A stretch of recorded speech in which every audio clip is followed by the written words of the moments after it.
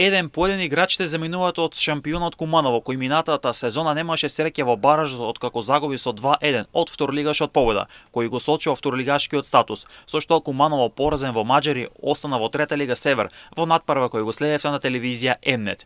Повеќе играчи од Куманово веќе си заминуваат, има нови клубови, меѓу подобрите замина Дарио Деснич, кој веќе е нов играч на Шкендиот Рачиново, а последен од Куманово кој заминува е Рино Рисени. 24 годишникот го засилува БВК Конјере, кој денес ќе биде промовиран во новиот клуб кој има амбиции за атак на првото место и за баражот за втора лига.